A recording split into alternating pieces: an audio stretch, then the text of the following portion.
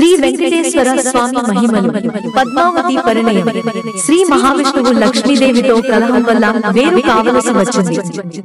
విష్ణుమూర్తి వాకలదేవి ఎంత గోపబాలుడిలా నివసిస్తూ సాధారణ జీవితం గడిపారు. ఆ సమయంలో పద్మావతి దేవిని కలుసుకున్నారు. పరస్పరానురాగంతో వారి వివాహం జరిగింది.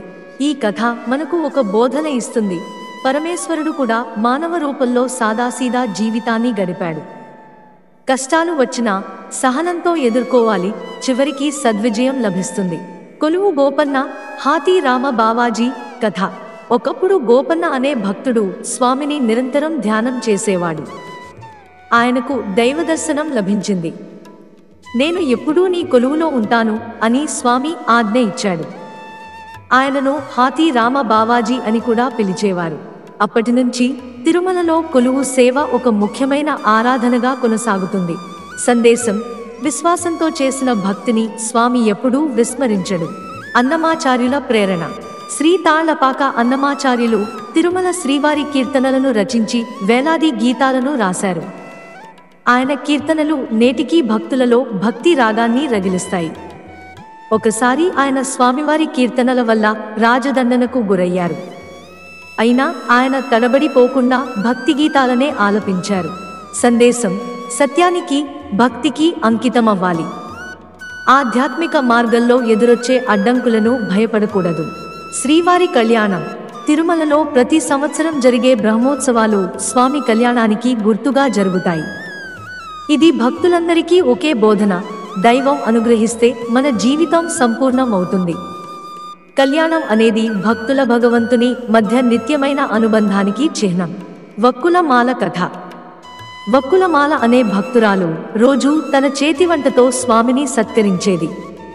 చివరికి స్వామి సాక్షాత్కారం ఇచ్చి తిరుమలలో శాశ్వతంగా నిత్య వంటగదిలో ఆమెకు స్థానం కల్పించారు. సందేశం: అహంకారం లేకుండా సేవ చేసినప్పుడు దైవం మనకు శాశ్వత గుర్తింపు ఇస్తాడు. కుబేరుని రుణం. పద్మావతి పరిణయం సందర్భంలో స్వామి కుబేరుని వద్ద రుణం తీసుకున్నాడు. నిత్యం భక్తులు ఇచ్చే కానుకలు ఆ రుణం తీర్చడానికి ఉపయోగపడాలి అని నిర్ణయమైంది. అందువల్లే తిరుమలలో అన్ని రోజులు కోట్లాది రూపాయల హుండీలు వస్తాయి. సందేశం: దైవానికే అప్పు ఉన్నప్పుడు మనుషుల కష్టాలు, రుణాలు సాధారణం. కానీ భక్తితో, క్రమశిక్షణతో వాటిని తీర్చుకోవచ్చు. భక్త రామదాసుగాథ. భద్రాద్రి రామదాసు కంచర్ల గోపన్న రాముడి భక్తుడే అయినప్పటికీ తిరుమల యాత్రకు వచ్చి స్వామిని దర్శించాడు.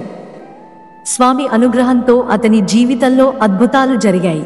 సందేశం: స్వామి దర్శనం ఒక్కసారి లభిస్తే జీవితం మారుతుంది. అనామక భక్తుల విశ్వాసం.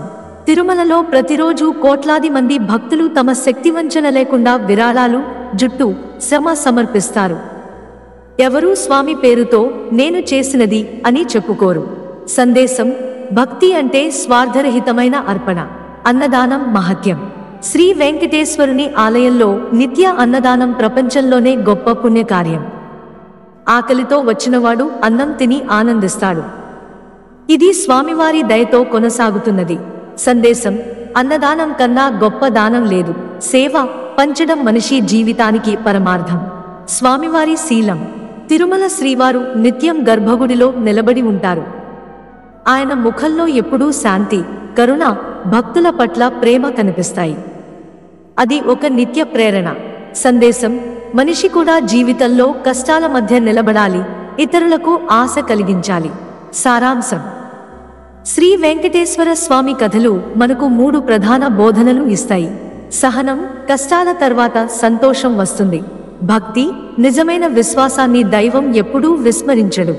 సేవాభావం. అహంకారం లేకుండా చేసిన సేవ శాశ్వతంగా నిలుస్తుంది. అందుకే తిరుమల తిరుపతి క్షేత్రం కలియుగ ప్రత్యక్ష దైవం అనే బిరుదును పొందింది.